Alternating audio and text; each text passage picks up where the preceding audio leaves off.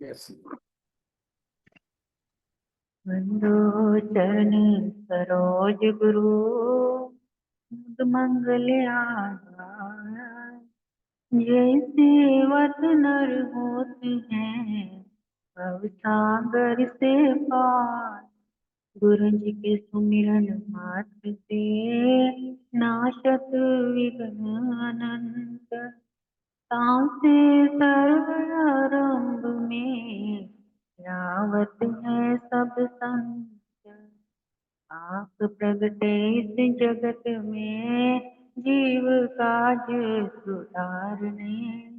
शब्द नाव बनाई सुंदर दुखित जीव उबारने। नम्रता और दीनता से भेंट सतगुरु लीजिए। मैं हूँ शरणागत तिहारी दास अपना कीजिए। मैं हूँ शरणागत तिहारी चरणों में रख लीजिए। सौभाग्यशाली उन्मुक्त जन मंडली अपनी समस्त चित्त वृत्तियों को एकाग्र करते हुए अपना ध्यान अपने मन मंदिर में श्री परमहंसों की ओर लगाते हुए श्रद्धा प्रेम सहित नित्य स्वर में बोलिए जयकारा। बोल मेरे श्री गुरु महाराज की जय।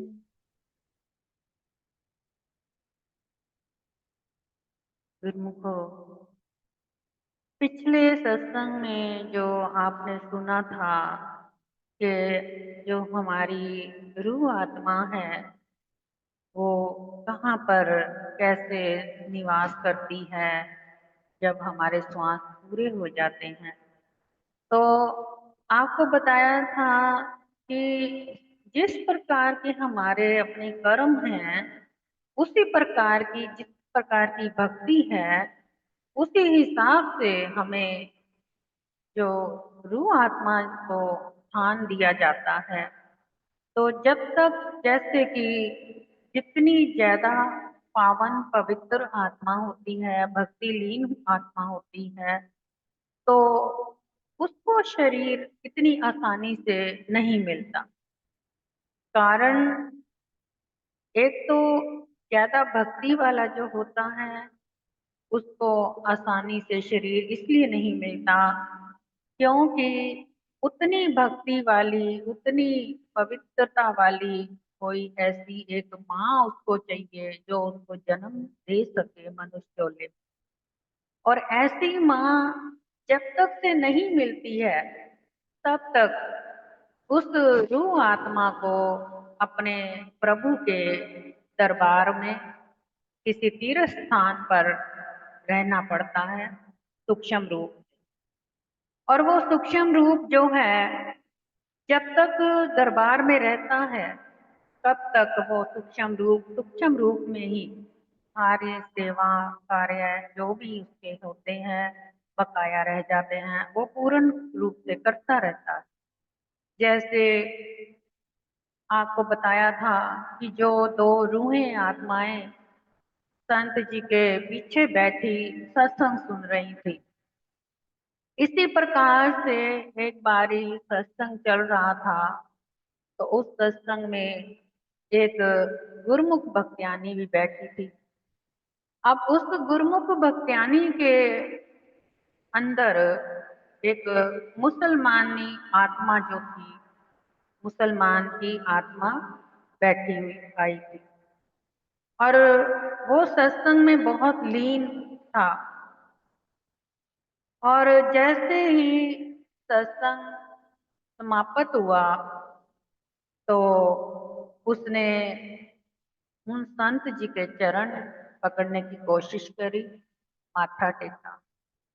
अब वो ऊपर का जो शरीर था वो तो एक गुरमुख स्त्री का था लेकिन उसके अंदर मुसलमान आदमी था जो अपना भक्ति उसने पिछले जन्म में बहुत कर रखी थी लेकिन उसको अगला जन्म प्राप्त नहीं हो रहा था। तो संत जी ने उससे पूछा कि तू यहाँ पर क्यों आया है? यानी कि हमारे जो दरबार में, हिंदुओं के दरबार में क्यों आया है? तेरे को तो मुसलमानों के पास जाना चाहिए, मस्जिद दरगाह में जाना चाहिए, तू यहाँ क्यों आया है? तो कहने लगा कि क्या करूं, जिस हिसाब से मैंने भक्ति करी है, अल्लाह को याद किया है, उसी हिसाब से मेरे को मुसलमानों में ऐसी कोई पाक पवित्र कोख वाली माँ नहीं मिल रही। और जब तक से कोई माँ नहीं मिलती, तब तक से मेरा जन्म नहीं हो सकता। और मुझे हिंदुओं के इस दरबार में बैठ कर के सत्संग सुन करके मेरी आत्मा तृप्त होती है और मुझे बहुत शांति मिलती है, इसलिए मैं इधर आया करता हूँ। और जबकि जिस स्त्री के अंदर वो आत्मा थी, वो स्त्री अनपढ़ गंवार थी, ना तो वो पढ़ी लिखी थी, ना ही उसको कुछ आता जाता था। लेकिन वो जो आत्मा बैठी थी उसके अंदर आदमी के रूप में, उसने उससे बात करी संत जी ने। तो उससे पूछा कि तूने भक्ति में कौन सा ऐसा कार्य ज्यादा किया था? तो उसने बताया कि मैं जो फजर की नमाज है वो ज्यादा पढ़ा करता था। तो उन्होंने, संत जी ने फरमाया कि ठीक है, तू यहाँ पर बैठ करके अपने फजर की नमाज पढ़। अब उसने जुबानी जो है फजर की नमाज पढ़नी आरंभ कर दी, बोलनी मुंह से। और उसने 5 बार पढ़ के सुनाई। फिर संत जी ने कहा कि अब तू जोहर की नमाज पढ़। तो कहने लगा कि नहीं, मैं जोहर की नमाज नहीं पढ़ सकता, क्योंकि मैं फजर की नमाज में शामिल हुआ करता था, तो जोहर की नमाज में मैं कभी शामिल नहीं हुआ, इसलिए मैं वो नहीं पढ़ सकता। यानी कि गुरुमुखो, जो फजर की नमाज मुसलमानों में अमृत वेले को बोला जाता है, जिस प्रकार से हम जीव अमृत वेला करते हैं, तो अमृत वेले में हम नित्य सारे करते हैं, सिमरन भी करते हैं। और जोहर की नमाज का मतलब ये है कि शाम का जो वक़्त का पूजा पाठ की जाती है। तो उस रूह आत्मा ने ये बताया कि मैं काम काज में व्यस्त रहता था, दुकानदारी करता था, जिस कारण मैं फजर की नमाज में शामिल नहीं हो पाता था। तो मैं फजर की नमाज ही अदा किया करता था। तो फिर उन्होंने कहा, संत जी से पूछा कि क्या मैं, आपकी इजाजत हो तो मैं यहाँ रोज आपके सत्संग में आ सकता हूँ सुनने? संत जी ने कहा, क्यों नहीं आ सकते? यहाँ पर तो हर रूह आत्मा की खुराक सत्संग ही मिलती है। और किसी भी रूह आत्मा को, रूह आत्मा की कोई जात पात नहीं होती। रूह आत्मा केवल एक परमात्मा का अंश होता है, जो कहीं भी, किसी भी जगह पर, स्थान पर, तीर्थ स्थान पर, पूजा स्थान, कहीं भी जा करके वो अपना भक्ति का आनंद लेने का उसको पूरा अधिकार है। तो इसने में वो रूह आत्मा जो थी बहुत खुश हुई, उसने शुक्राना किया उनका। और वो जब गई, दूसरे दिन फिर सत्संग था, फिर दूसरे दिन सत्संग में वही स्त्री आई। फिर उस स्त्री के हाथ में 2 सेंट की शीशियां थी, इत्र की। तो वो स्त्री के अंदर जो बैठा मुसलमान बोला कि संत जी, मैं आपका रोज सत्संग सुनता हूँ, लेकिन मेरा अंदर से मन करता है कि मैं ये सत्संग ऐसे ना सुनूं, कोई ना कोई आपके लिए उपहार लेकर आऊं। तो मुझे कोई उपहार इतनी जल्दी-जल्दी में सुबह-सुबह मार्केट में कोई दुकानें खुली नहीं थी, जो मिला नहीं। तो मुझे ये 2 इत्र की शीशियाँ जो हैं ये मिली हैं। तो आप कृपया करके ये मेरी ओर से भेंट स्वीकार करें। तो संत जी बहुत खुश हुए कि देखो एक आत्मा है जिसका कि अपना शरीर भी नहीं, दूसरे के शरीर में रह करके तब भी उसको फर्ज अपने अदा करने का पूरा तरीका आ रहा है और वो कर भी रहा है। तो इसी प्रकार गुरुमुखों हमने अपने श्री अनंतपुर दरबार में भी कुछ ऐसी रूहें आत्माएं देखी जो कि जब श्री मंदिरों की सेवा चल रही थी, जब मंदिर बन रहे थे और उस मंदिरों की सेवा में वो जो रूहें होती थी दरबार की शरीर छोड़ के जा चुकी हुई, वो रूहें रात को जैसे मजदूर जो होते थे काम जहां पर छोड़ के जाया करते थे, रात को वहीं से वो रूहें काम शुरू कर दिया करती थी।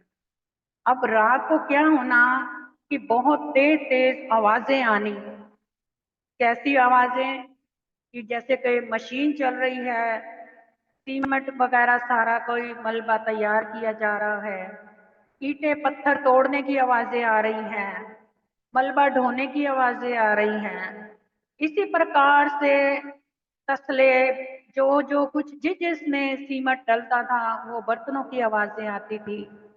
तो इस प्रकार से वो रात को मंदिर की सेवा किया करते थे बनाने की। अब जब सुबह मजदूर आते थे तो वो हैरान हो जाते थे देख करके कि हमने तो आधे फुट की दीवार बनाई थी, लेकिन ये 6 फुट की दीवार खड़ी कैसे हो गई। यानी कि इतनी लंबी ऊंची चौड़ी दीवार रातों रात कैसे खड़ी हो गई। तो इसका उन्होंने फिर अपने श्री गुरु महाराज जी से पूछा सवाल। तो श्री गुरु महाराज ने फरमाया कि जो हमारी जितनी भी रूहें आत्माएं होती हैं, इनकी अगर कोई सेवा अधूरी रह जाए या इन्होंने भक्ति बहुत उच्च कोटि की हो, तो तब तक जब तक इनको जन्म नहीं अगला मिलता, तब तक ये दरबार में ही रहती हैं सूक्ष्म रूप में, और नजर उसी को आती है जिसकी दिव्य दृष्टि खुली होती है। हर किसी को नजर नहीं आती है। तो ये आकर के अपनी सेवा शुरू कर देती हैं। अब श्री गुरु महाराज जी में क्या किया करते थे गुरुमुख को, रात को मंदिरों में जब विश्राम का समय होता था, उस समय अपने सेवकों से संतों महात्माओं से वहां पर भोजन की थालियां भर भर कर रख दिया करते थे, जिससे कि जो रूहें आत्माएं वहां पर आती हैं सेवा करने, उनको भोजन मिल सके। रात को उनको भूख लगती है सेवा करने के बाद, वो भी कहते हैं कि हमें भूख भी लगती है, हमें प्रसाद भी चाहिए। लंगर प्रसाद खाती हैं वो आकर के। तो इस प्रकार से जब वो बर्तन रखवा दिया करते थे लंगर प्रसाद के, सुबह देखते थे कि बर्तन भी खाली पड़े हुए होते थे, जूठे बर्तन साइड में पड़े हुए होते थे, और काम जो था इस तरह से सफाई से किया होता था जैसे कि मानो बड़ी श्रद्धा और प्रेम भाव के साथ काम किया जाता है। तो इसी प्रकार गुरुमुखो हमारी जो सेवा है, सत्संग सुनना, सेवा करनी, सिमरन करना, या अपने प्रभु के ध्यान में हर पल उनकी गुण महिमा का गुणगान करना, ये कुछ भी व्यर्थ नहीं जाता। इसका श्रेय जो है हमें हर पल मिलता ही रहता है। अगर हम सेवा करते, सत्संग सुनते, नाम सिमरन जपते, प्रभु का ध्यान करते हुए इस दुनिया से चले जाते हैं, हमारे प्राण पखेरु हो जाते हैं, तो वो जन्म फिर इधर उधर ना भटकता है, ना ही इस शरीर को कोई यमदूत आकर के ले जाते हैं। फिर ये रूह आत्मा को श्री सतगुरु दाता दीनदयाल स्वयं आकर के अपने दरबार में ले जाया करते हैं और अपने चरणों में रखते हैं। ऐसे ही एक गुरुमुख का सवाल हुआ। एक गुरुमुख ने सवाल किया है। आज किसी गुरुमुख का फोन आया, उसने पूछा कि दीदी हमें ये बताइए कि जैसे कोई हमारे ऊपर तंत्र मंत्र यंत्र किसी प्रकार का भी कोई जादू टोना कुछ करता है या कोई क्रूर दृष्टि से कोई देखता है, तो क्या हम जैसे गुरुमुखों के ऊपर ऐसी चीजों का असर हो जाता है? तो इसका जवाब है गुरुमुखों कि जो गुरुमुख भक्ति जिस हिसाब से जितनी करेंगे उतनी जबरदस्त उनका अपना ओरा उसी हिसाब का बनता जाएगा। यानी सिमरन भक्ति जो है ये एक सुरक्षा कवच है। ये आपको पहले भी बताया गया था। और जितना आपका ओरा कवच जितना ज्यादा मजबूत होगा उतना ही आपके ऊपर बाहर की किसी भी चीज का कोई असर प्रभाव नहीं हो सकता। जिस प्रकार से एक युद्ध के मैदान में जैसे कोई व्यक्ति चला जाता है, उसने अंदर अपना बुलेट शर्ट कुछ पहना होता है, तो ऊपर से बाहर से उसको जितनी मर्जी कोई गोलियां मारे, तीर मारे, उसको नहीं लगते। इसी प्रकार से नाम जिसने जितना ज्यादा जपा होता है, जितनी ज्यादा भक्ति करी होती है, तो बाहर से उसका कोई जितना मर्जी बुरा करने की सोचे, उसके ऊपर कोई असर नहीं होता। जैसे कि उदाहरण के तौर पे आपने महाभारत के युद्ध में भी देखा होगा कि दोनों पक्षों की ओर से तीर चल रहे हैं, जबरदस्त तीर चल रहे हैं, और दोनों के तीरों में अति पावर है। और जब दोनों के तीर आपस में मिलते हैं तो भस्म होकर के नीचे गिर जाते हैं।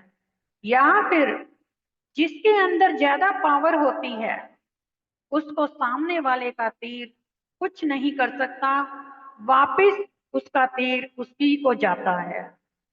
तो इसी प्रकार अगर मानो हमारे ऊपर कोई यंत्र तंत्र, कोई टोटका, कोई टूना कुछ भी करता है, कोई क्रूर दृष्टि भी डालता है, तो जैसे ही हम अपने प्रभु को ध्यान में लाते हुए सिमरन में लगेंगे करेंगे, तो वो जो किया कराया कुछ भी होगा वो उल्टा वापस उसी को ही जाकर के लगेगा। ये हमारी आजमाई हुई बातें हैं गुरुमुखो, ये कोई बाहरी रूप की बातें भी नहीं है। जिसके साथ बीतती है, जिसने ये सब जाना पहचाना देखा है, ये वही डंडे की चोट पे ये बात बता सकता है, बाकी कोई दूसरा नहीं बता सकता। हमने खुद स्वयं देखा है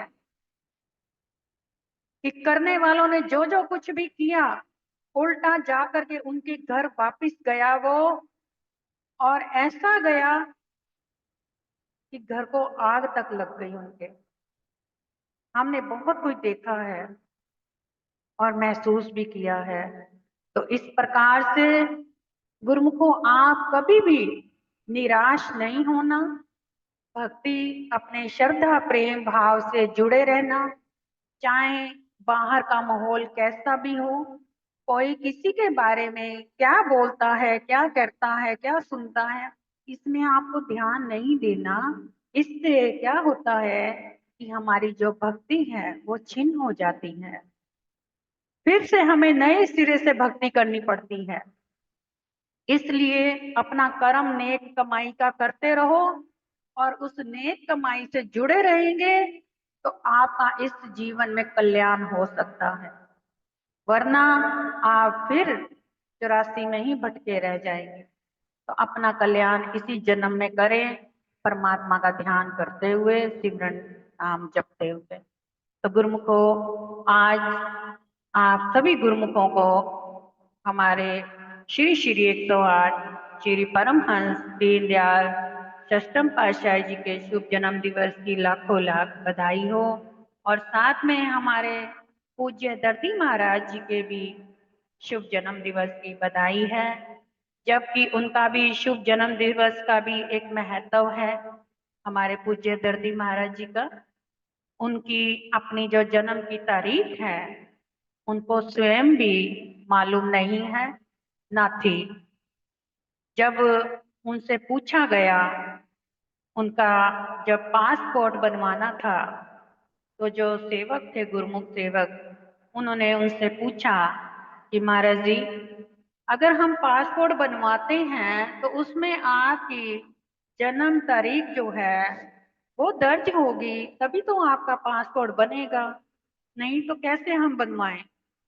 तो महाराज जी ने फरमाया कि हमें तो अपना जन्मदिन मालूम ही नहीं, क्योंकि हमने तो बाहर तपस्या में, भक्ति में समय लगाया, जो जिस कारण हम दुनियादारी अपना आप भी सब कुछ भूल चुके हैं, हमें कुछ भी याद नहीं। तो अब हम क्या करें। तो फिर महाराज जी ने उन सेवक से पूछा कि आज कौन सा दिन है। तो उन सेवकों ने बताया, महाराज जी आज 15 अगस्त है। कहते 15 अगस्त है, ये तो आजादी का दिन है, और हम भी तो यहाँ पर रूहों को आजाद करने आए हैं, माया से छुड़ा करके परमात्मा के साथ मिलाना हमारा जो सेवा है, ये आजादी ही तो है, जो गुरुमुखों को आजाद करने आए हैं। तो उसी हिसाब से फिर ठीक है, उनकी मौज हुई। महाराज जी ने उसी झट फरमाया कि ठीक है, हमारा भी 15 अगस्त का दर्ज कर लो जन्म। यानी कि जो महापुरुषों के, संतों के वचन होते हैं वो अटल होते हैं। अब जब उन्होंने अपने मुखार बिंद से वचन फरमा ही दिए कि अब हमारा जन्मदिन 15 अगस्त को ही माना जाएगा, तो तब से लेकर के आज तक उनका जन्मदिन 15 अगस्त को ही मनाया जाता है। तो गुरुमुखो, हमारे पूज्य दर्दी महाराज जी के भी शुभ जन्म दिवस की आप सब गुरुमुखों को लाखों लाख बधाई हो। और आप सबके जो भी जितने भी गुरुमुख जुड़े हैं, सब गुरुमुखों को हमारे इष्ट देव मालिक की ओर से भी खुशियों भरी, भक्ति से भरी दात आप सबकी झोलियों में बनती रहे, और शुभ दुआ आशीर्वाद आप सब गुरुमुखों को प्राप्त होता है। बोलो जयकारा, बोल मेरे श्री गुरु महाराज की।